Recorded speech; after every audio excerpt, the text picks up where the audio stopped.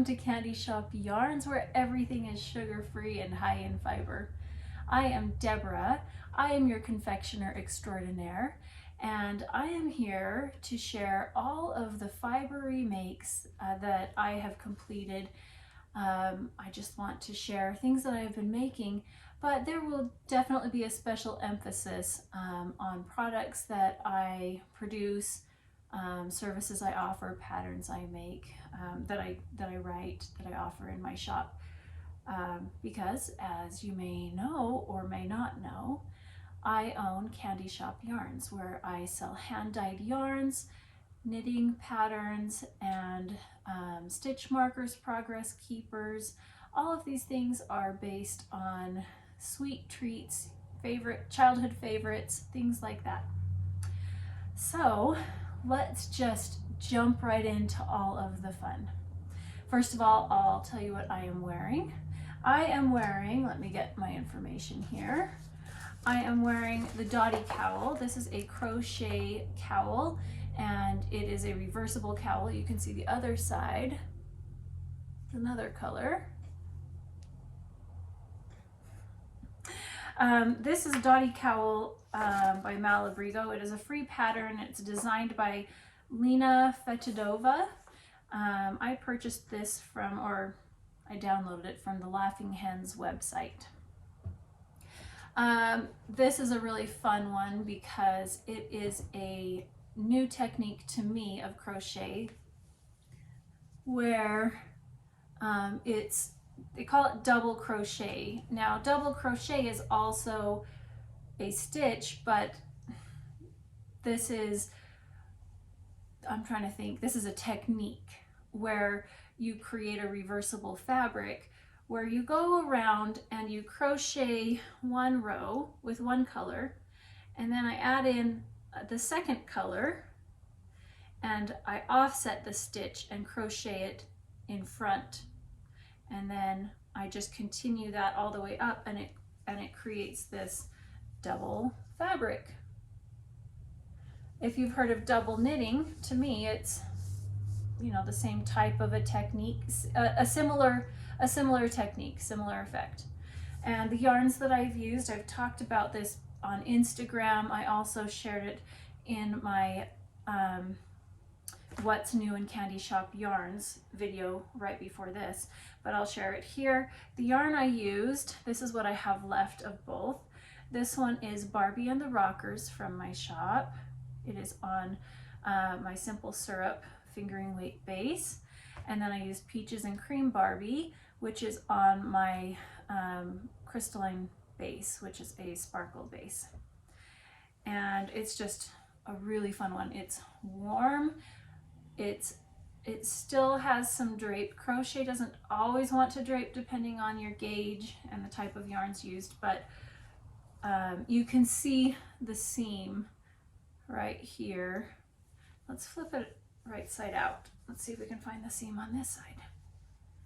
Yeah, you can see the seam right here, but I don't feel like it's really obvious. So this is how it looks up close. And I finished it off different. I actually don't remember how I did it so different because I wasn't thrilled with how it ended up looking. I ended up just doing a single, like one more row to join them together of what they were calling a V-stitch, if I remember correctly. Is that what I did? Nope. I did one row of single crochet. That's what I did. And I like how it finished it off. I think it looks nice. It looks tidy on the end. I wish I could remember why I didn't like the other one. It took me a little while to get going on the pattern. I started it a few times. It was it was a little tricky to figure it out. I've got this curl flipping up everywhere. What's going on here? I don't know. It's doing whatever it wants. And after starting it, I don't know how many times, I didn't catch the V-stitch how I was supposed to on that first round. And I just decided it doesn't matter. It looks fine. I think it looks fine. It's especially when you wear it bunched up on your neck. Like, who's really gonna notice? Nobody. And if somebody's noticing, then it's a talking point or an issue. So I think the only thing that was tricky about it is I had never heard of this technique before, and trying to find the terminology needed to look it up on YouTube, I had a hard time finding it. So like I said, the idea is that you do a foundation chain, you do your series of V stitches in one color, and then you start your second color and you offset your V stitches in that same chain, same foundation chain. And then you're just going to be alternating, you know, which color starts first, which color is overlapping. They kind of overlap like this where they're not connected on the top. You do a row with one color and a row with the second color, and then with the next row it joins them together and creates the next set of stitches that are the next row of stitches that are not connected, and you connect them at the top. I don't know if that made sense, but I finally figured it out after a few times starting it, and then I never needed to look at the pattern again, and I just went until it was the size I liked. My gauge was a little bit tight, but I actually like it. I like how it turned out, so it means it's a little more narrow, and that's how I like it. I don't like my cowls to be really, really long and drapey. I want it to warm my neck. That's why I make them. And I used a Furls crochet hook. Let's see, what hook did it call for? An E. That's the only Furls crochet hook I own is in that size.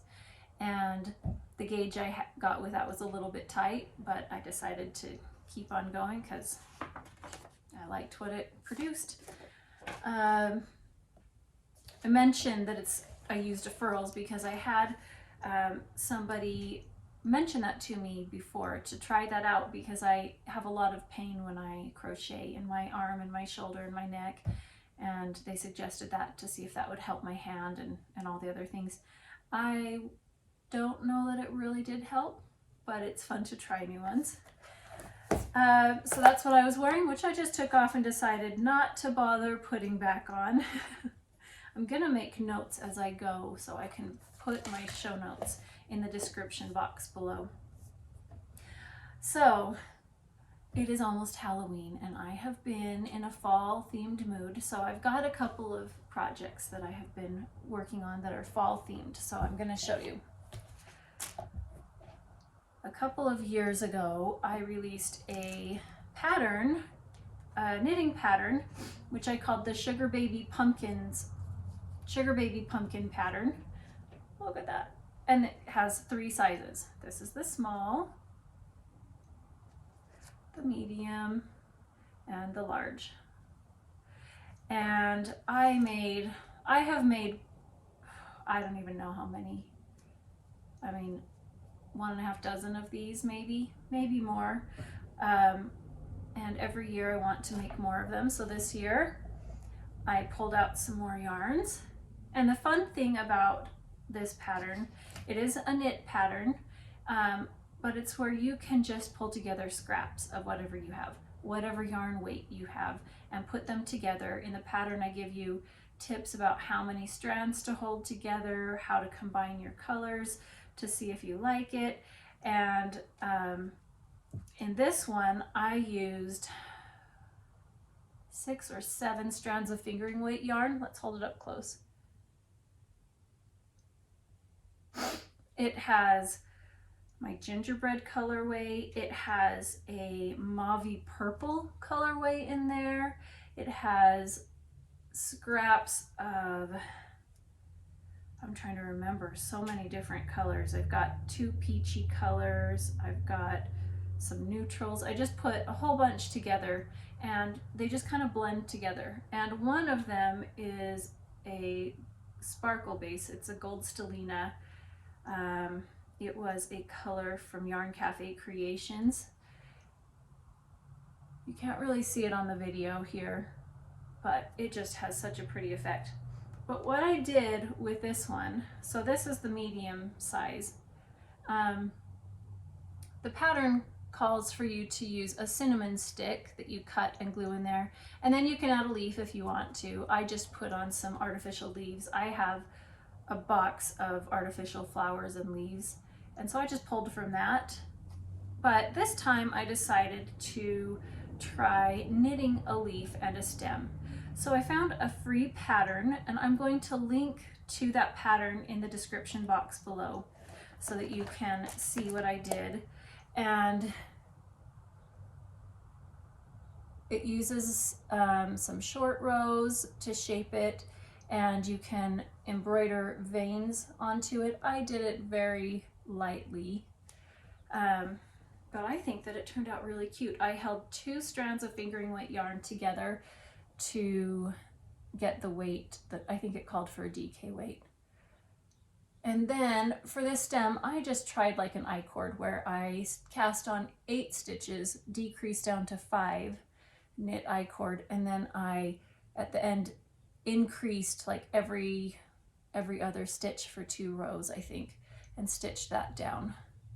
I think I would like this a little bit more chunky of a stem, so I would do the same thing with more stitches or bulkier yarn. Once again, I was holding 2 strands of fingering weight yarn together.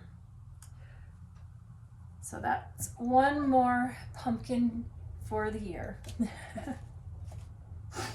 So after that, I wanted to make more fall themed things.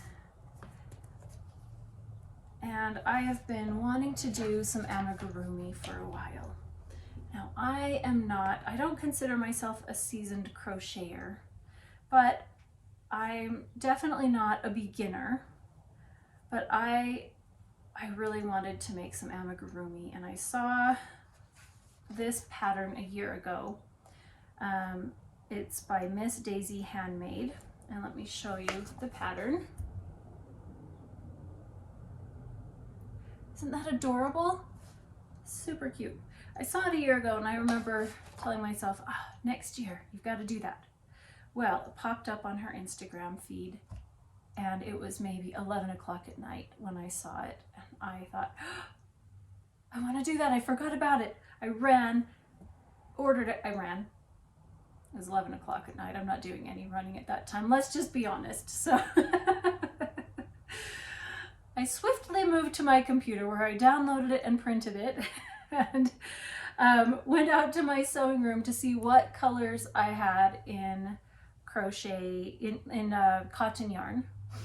And I had all the colors I needed, miraculously. That never happens, does it? And I started the head that night. I started the head, even though it says to do that later on in the pattern, because that one didn't require me to think, and that late at night I didn't want to think. What I found was that this pattern was lacking in some details, such as the weight of yarn you need. It tells you the hook size, so a lot of the times that can give you an idea of what yarn you need, but for someone who's not experienced with amigurumi like myself, I've only made 1 or 2 other items crocheted like that. I've made some knitted toys, but you know, I'm not entirely sure what yarn that would translate to, because you need to crochet on a tighter gauge. So I thought I'm just going to try it out with the yarns that I have and see what happens, and it worked. So I'm going to show you the yarns that I used after I show you my doll. Are you ready?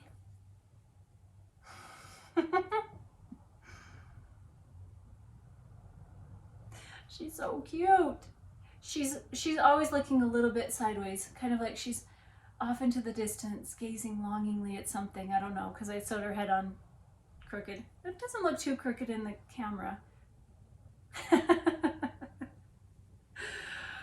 It's fun.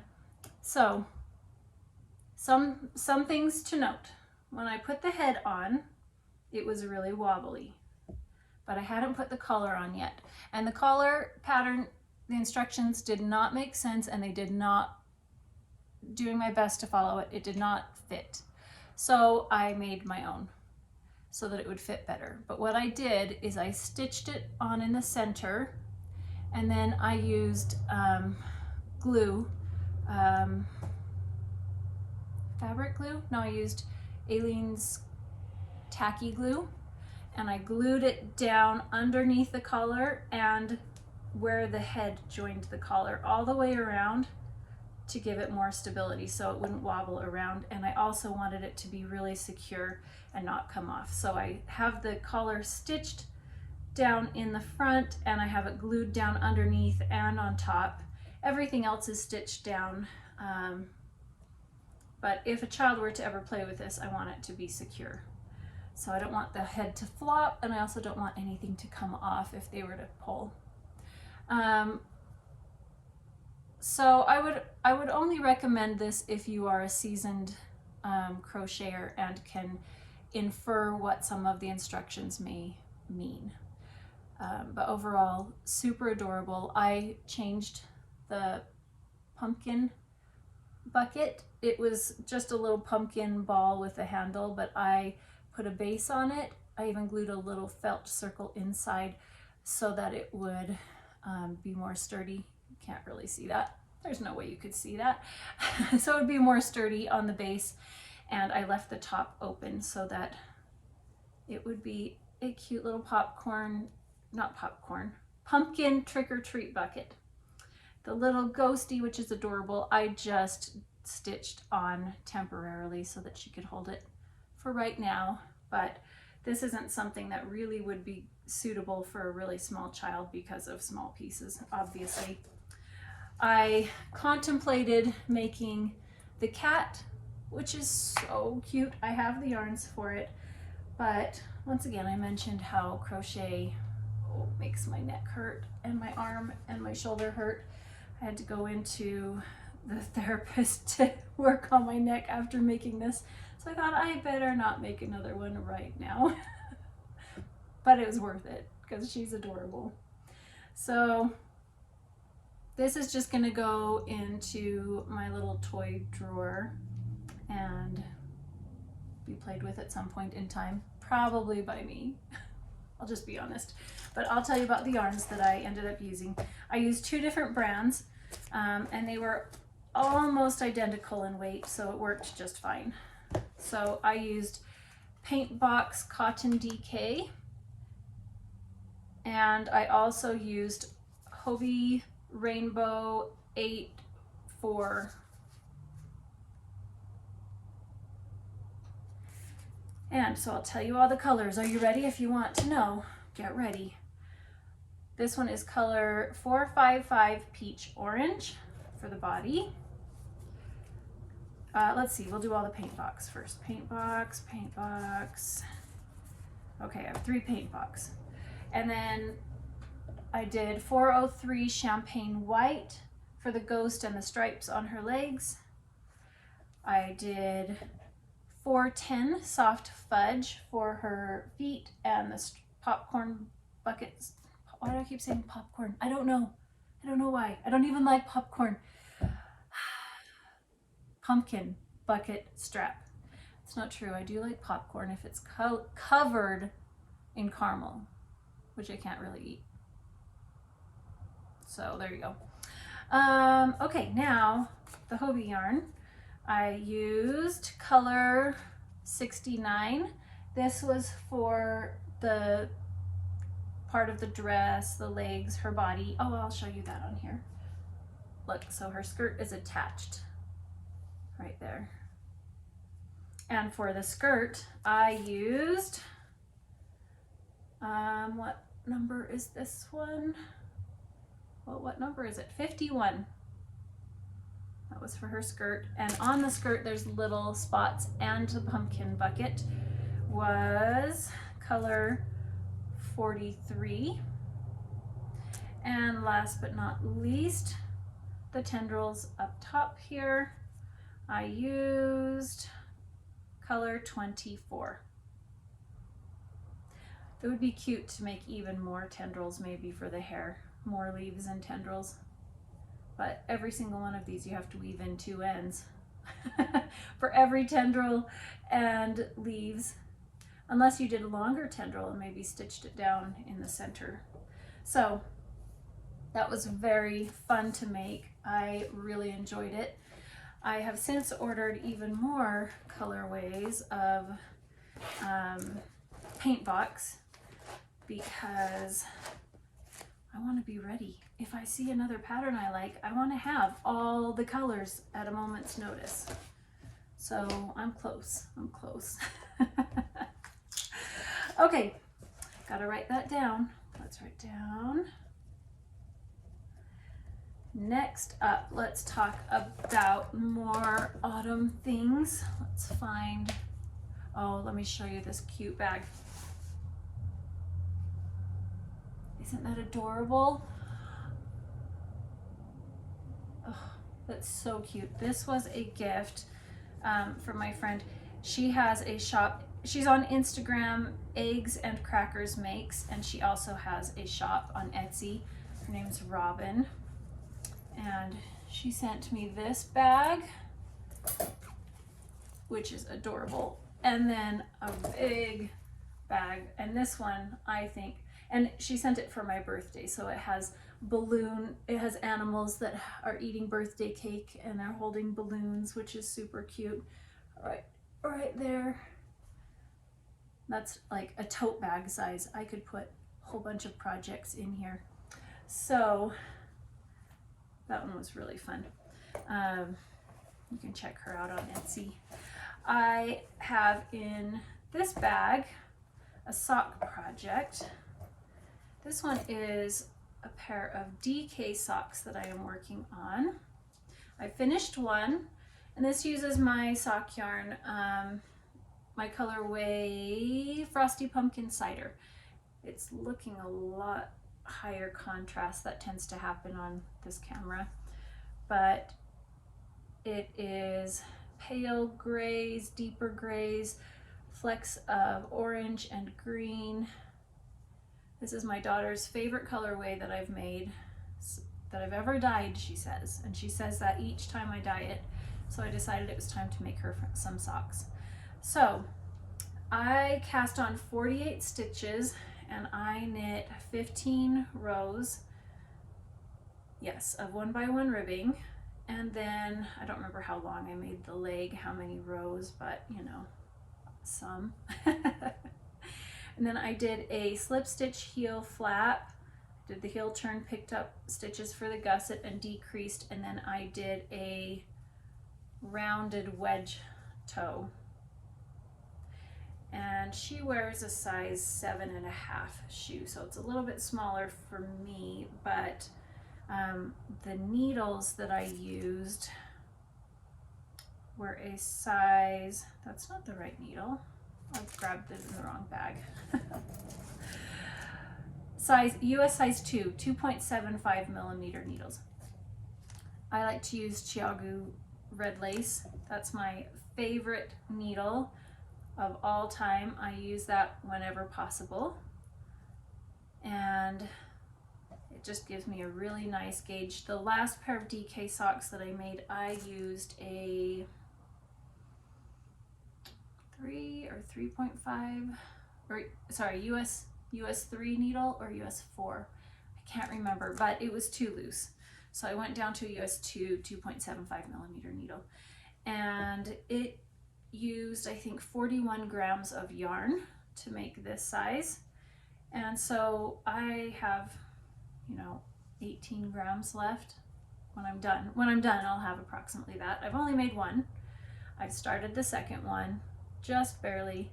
It goes really quickly though with DK yarn. It goes twice as fast as a fingering weight sock.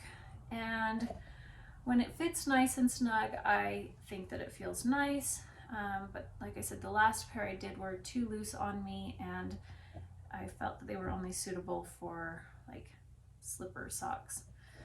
So one sock done, second sock started. Perfect colorway for the fall. I typically like to only have 3 projects on the go, usually socks, some sort of accessory, and something larger, a blanket or a shawl or a sweater. I'm not much into shawl knitting anymore. It's usually a sweater, but I've been, you know, really loving the socks, so I started more socks. So I'm going to show you another one I'm working on that I feel is very fall-like. This one is in a bag that I made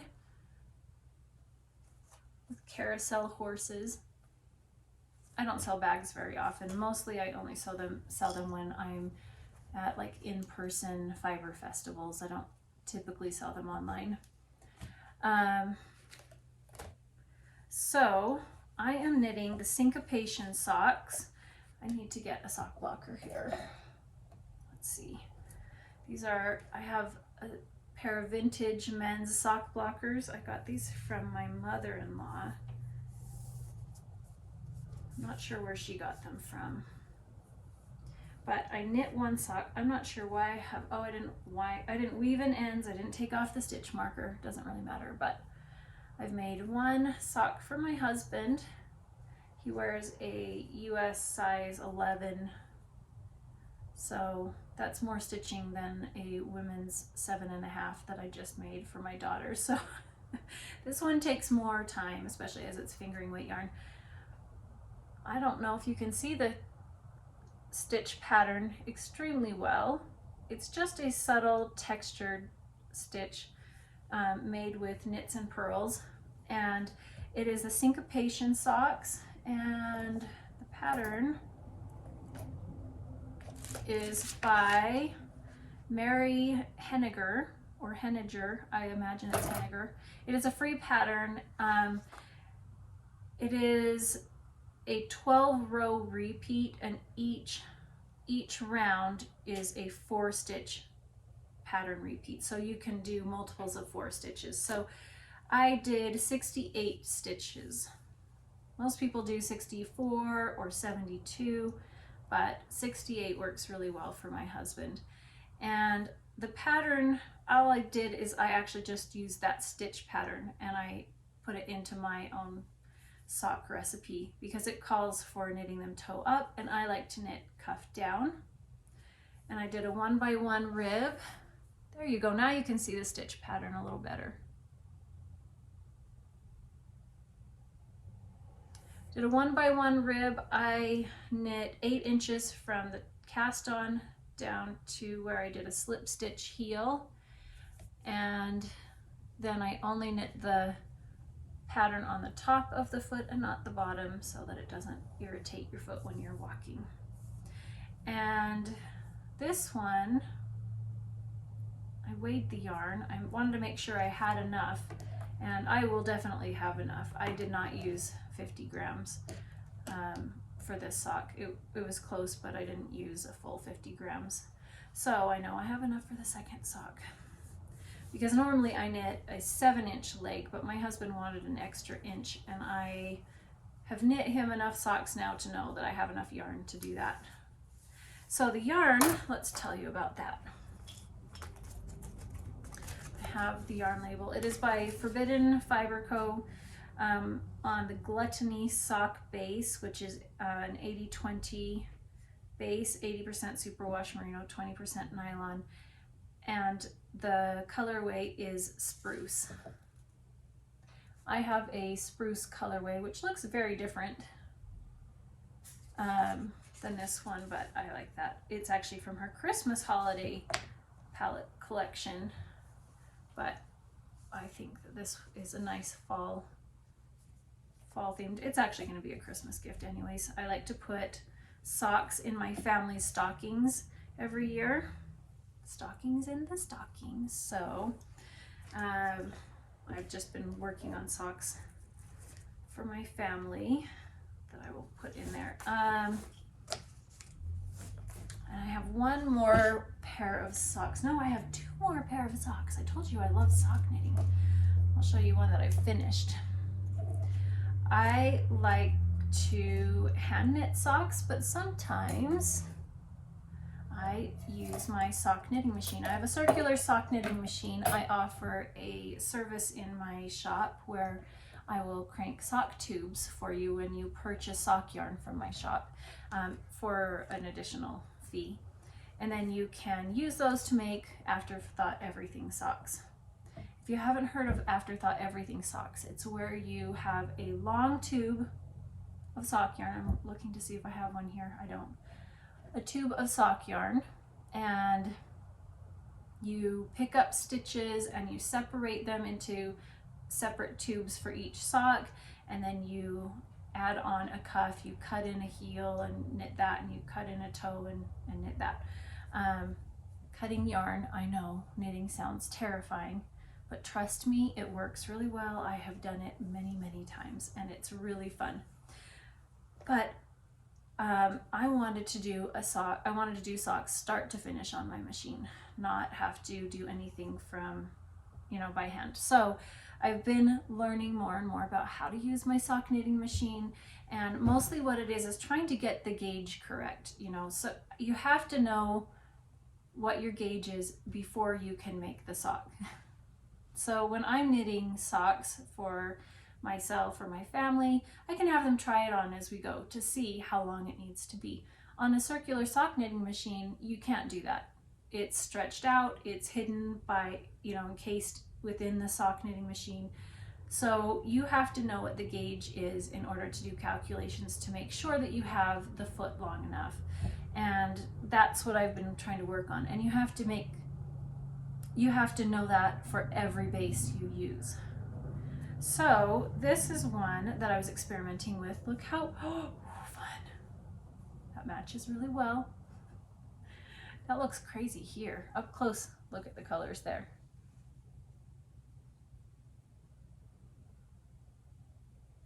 This colorway is from the Yarnbrary. That's my sister. She's not dyeing yarn now, but this is the Men Who Love Dragons Too Much.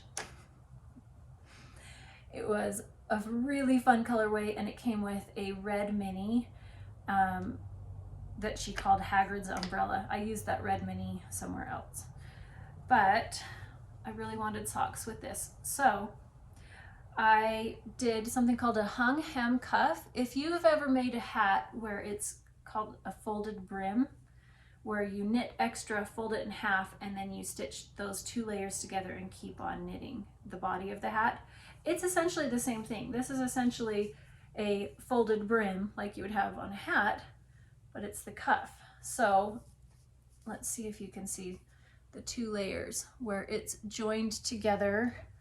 It's joined together right here. And there is a ribber dial attachment, and I have those, but those are far more stretchy on a sock knitting machine, as far as my experience has shown. It's not supportive like you would want ribbing to typically be to help keep your sock up. And so you'll see a folded brim, not a folded brim, a hung hem cuff. That's what it is. Got there in the end. A hung hem cuff. And it looks nice. It's just really smooth, and it, sucks in, holds it really well. So I did that, and then I did a short row heel. Let's put this on a sock blocker and then you can see.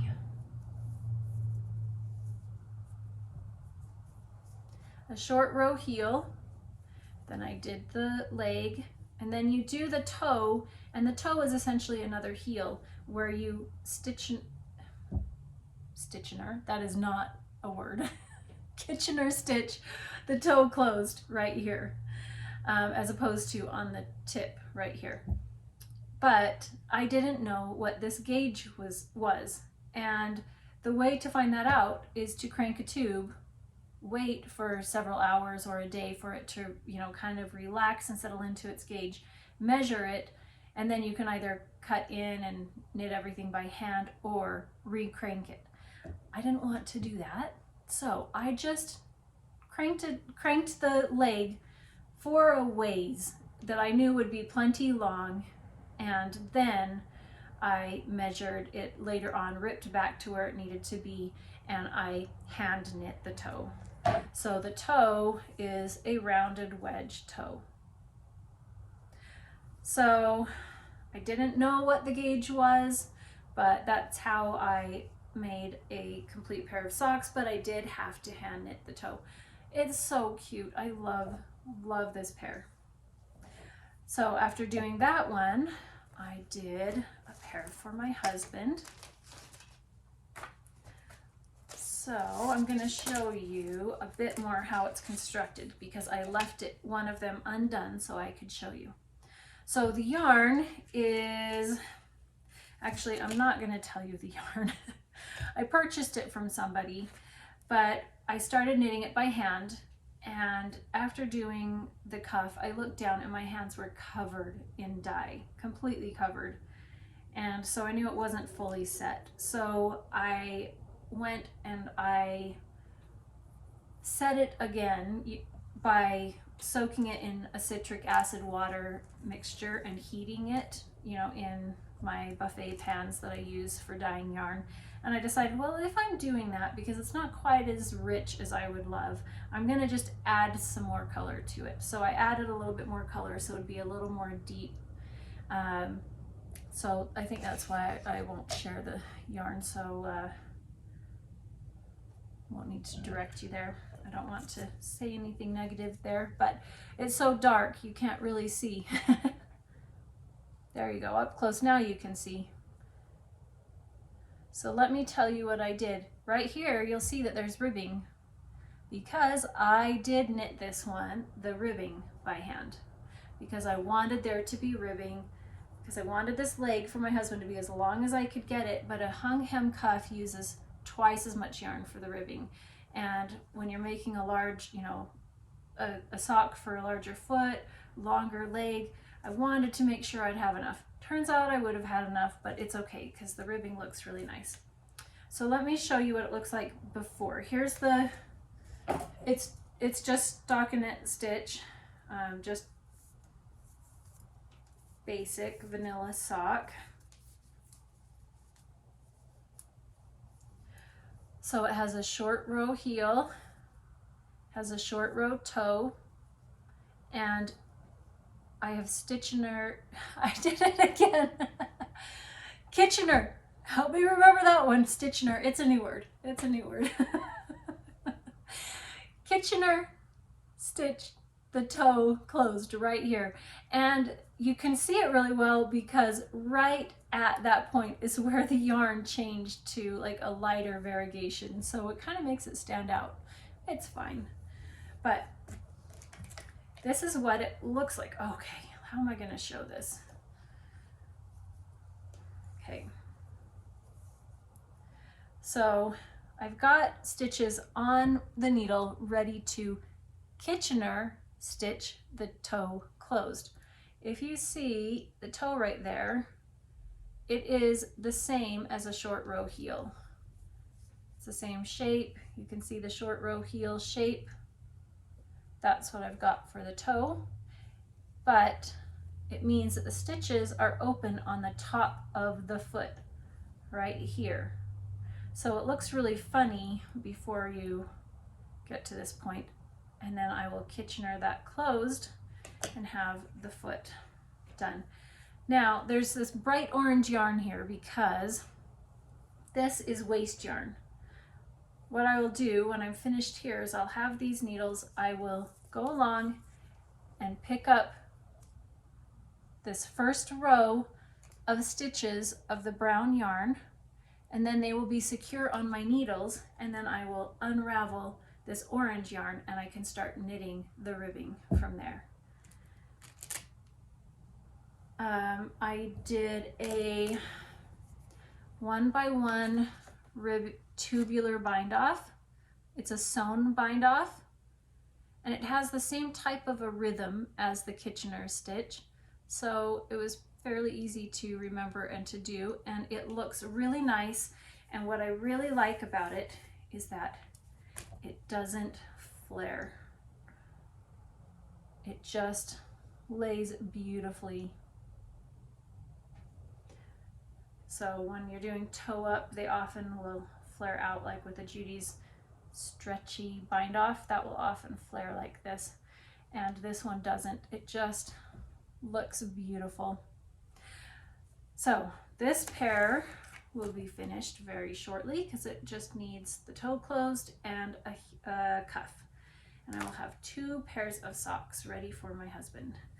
I know this base already because it is the same base that I sell, so I know the tension, but one thing is I changed the tension because I was having a problem using the sock knitting machine where actually I have it on this, I can show you here, where I have the gauge really nicely on the leg, and then when you go to do the heel, I don't know if you can see that, it's a lot tighter.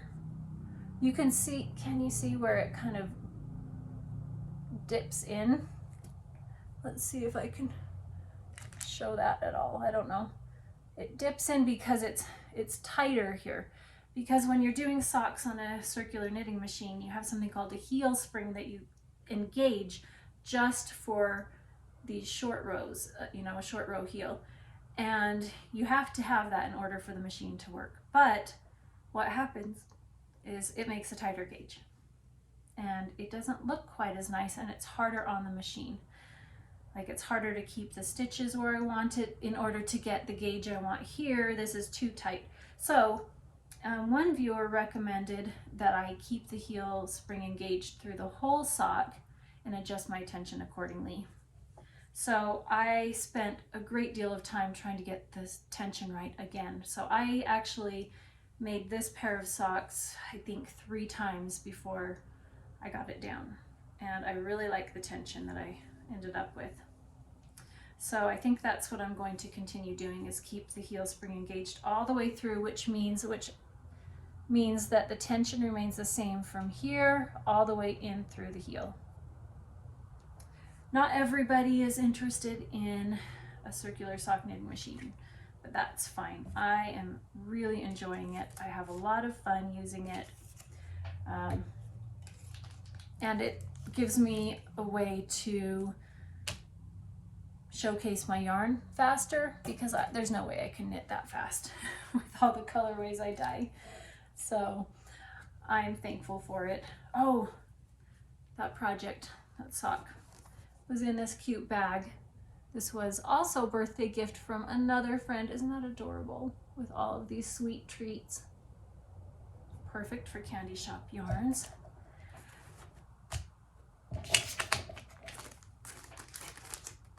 Okay. Oh, I didn't tell you about another Halloween project. This one. This is another crochet one. So I saw this on Noble Character Crafts.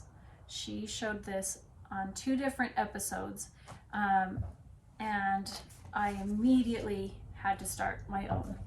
So this is a crochet lace doily kind of thing, which I'm not a crochet doily kind of gal. I think that I can appreciate them. It's just not really my thing, but this one was fun. It is called Cobwebs. Can you see? They're spider webs with little spiders. That's how far I am. Oh, this is going to be a table runner. Not a very big table runner. It actually calls, it's actually designed to be much smaller than what I have made. Same thing, I followed Amy's example. I'm trying to find the original. Here we go. The original has only 2 across here with 1 row of spiders down the center, 4 spiders. Let me show you what I did. I have 3 across, and I have done 2 rows of spiders instead of just down the center. 2 rows of spiders, and then there will be 1 extra on each end. I drew a little diagram of what I am making. So I have done so far I added an extra one in here. So I've done this one, 1, 2, and now the next ones I'm making are right here. So this is where I need to start next. I've just finished this row. I need to do this much still. And Halloween is very close. It's not going to be done in time. It's okay though. This is a very fun project. It is a join as you go kind of thing. Each one of these are individual squares that you join as you go, but these spiders are finicky, so finicky. Let's see, everything needs to be blocked really well, so it's hard to see it, but I did kind of steam block that one a little bit prior to so you could see it. Those legs, oh, and where they join in and then doing little eyes, very finicky. I can only do it in the very best of light with a lot of concentration. So that's why it has taken me a long time, because I don't get the very best of light and a lot of intense concentration very often. But it'll be ready for next year.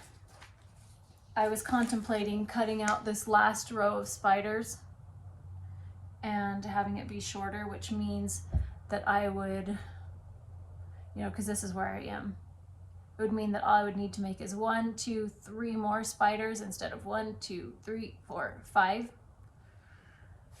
But I think that I will be happiest if I do all that I have written on there. So this is called Cobwebs. I purchased this pattern from Julia Hart on Etsy. Let me show you again.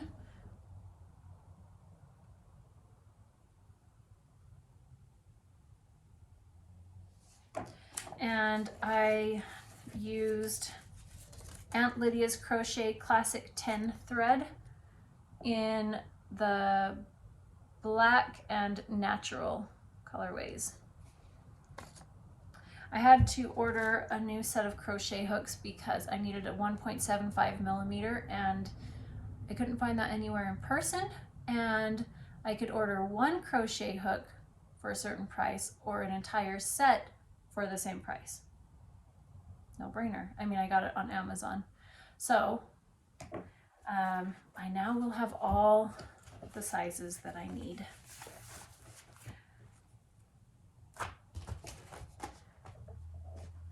Are we done? No, we're not done yet. I have been busy. I have been so busy. In this Halloween bag, oh, look at that cute, cute project bag. This fabric was a gift from my friend who gave me this bag. She had Haunted Mansion fabric, and she made herself a project bag, and she had extra and sent it to me along with, she had an extra label. Isn't that cute? She sent that to me and I went and bought this striped fabric and I added this fabric in.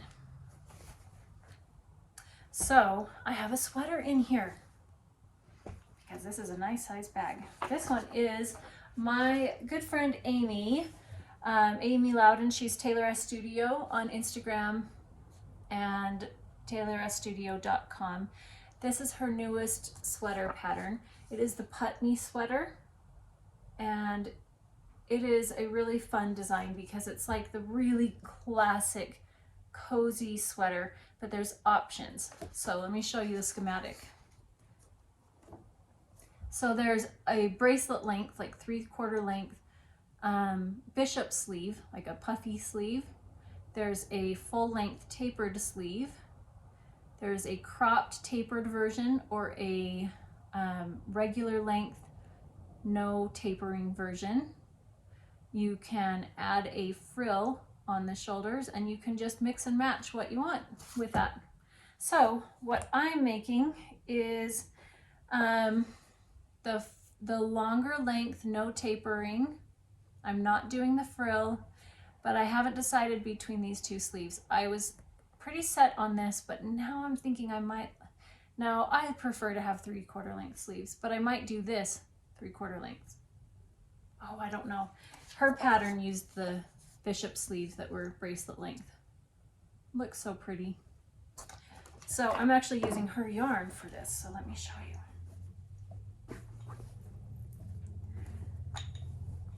I have 5 balls of yarn in here with plenty of room to spare. This is such a nice size bag.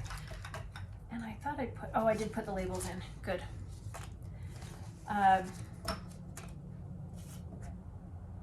Okay, here we go. Here is the yarn. This is her Ice Disco colorway on her Merino DK base.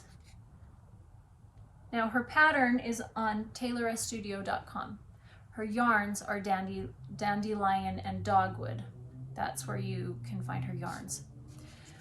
She does this along with her sister, so they're a duo that work together on that. And I have 4 skeins that I've been alternating. I've got another one there.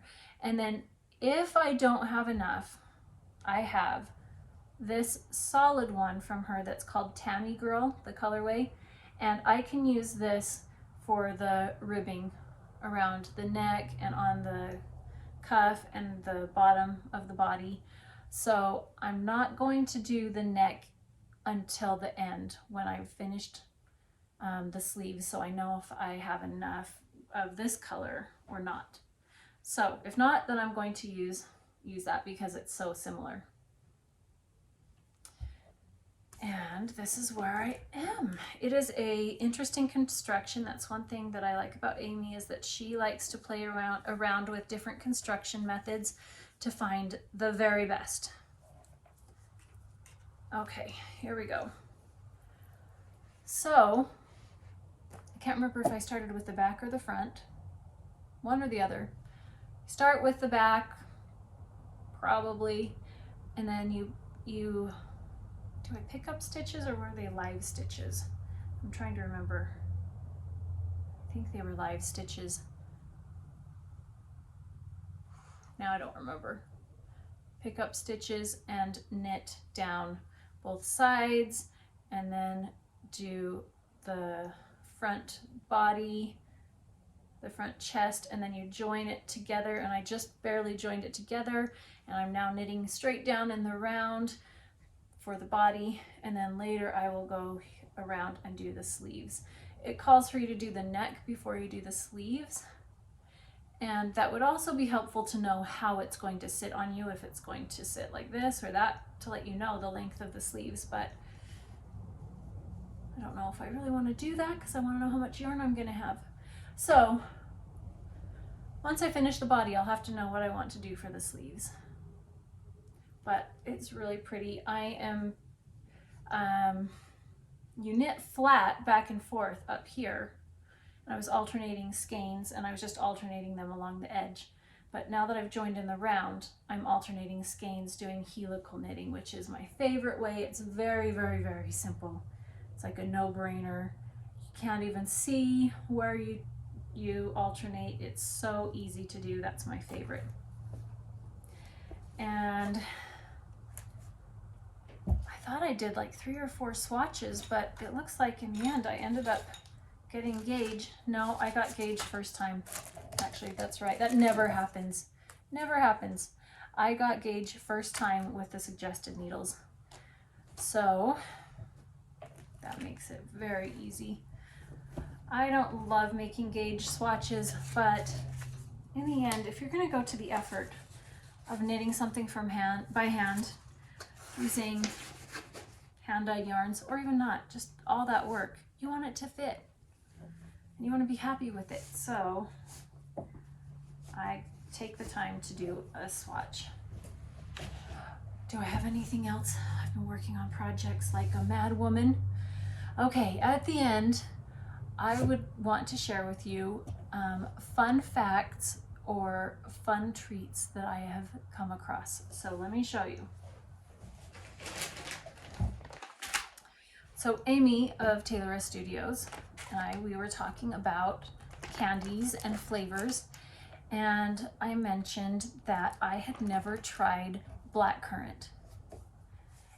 Now I know, for all of you in the UK that are gasping in horror and shock, just like, how could you have never tried it before? In the US, and I think it was in the 1920s, there were entire forests of pine trees that were just, disappearing, completely dying within a single season. And they discovered that a contributing factor was the blackcurrant bush. That was helping continue to spread this disease that caused it to collapse. In the UK, that was kind of overcome I mean, hundreds of years ago, so it's not an issue there. And so they, in the US, banned blackcurrant.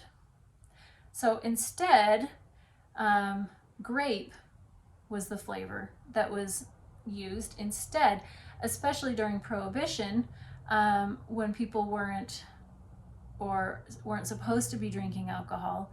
So grape juice became a thing. It wasn't really a thing before that. So grape became a popular flavor, and there's several different types of grape flavors. There's grapes for wines. There's grapes like table grapes for just snacking, eating fresh. And then there's juicing grapes for juice and jellies. And the grape flavor that we have here in the US is the juicing variety that you might be familiar with. So that would be like your Concord grapes or Catawba grapes. Well, that's not a flavor that's widely available in the UK because apparently grapes don't really grow well there. And so in the US, our purple candies are grape flavored, and in the UK, purple candies are blackcurrant flavored. Now, another fun fact, blackcurrant is now in most of the states of the US, not all,